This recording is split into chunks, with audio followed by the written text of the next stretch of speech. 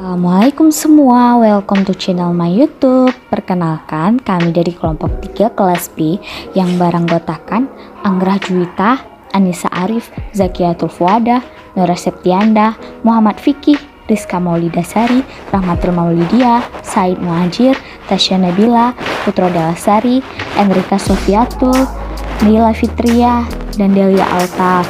Nah, sebelum nonton videonya, subscribe dulu ya channel kelas kami. Lalu jangan lupa juga like and share video ini. Terima kasih. Biografi Insinyur Soekarno, Presiden pertama Indonesia. Insinyur Soekarno adalah salah satu tokoh paling penting bagi kemerdekaan Indonesia.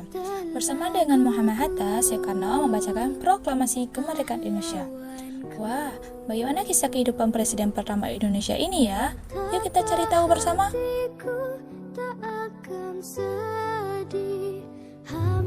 Soekarno lahir di Surabaya tanggal 6 Juni 1901. Ayahnya bernama Raden Soekarno Sosrodihardjo dan ibunya bernama Ida Ayu Yoman Rai.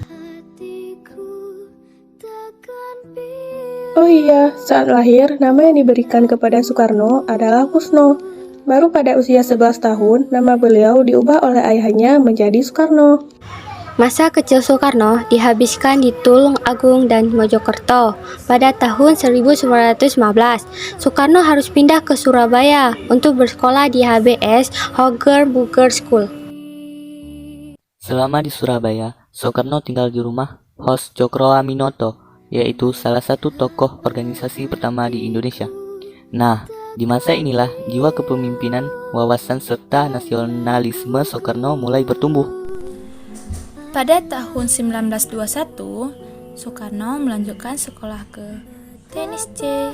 Hogge School de Bandung atau yang sekarang disebut Institut Teknologi Bandung.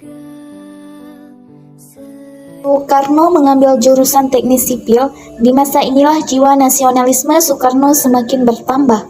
Bahkan bersama anak muda nasionalisme lainnya, Soekarno mendirikan kuliah umum bersama Algemeen Studi Club.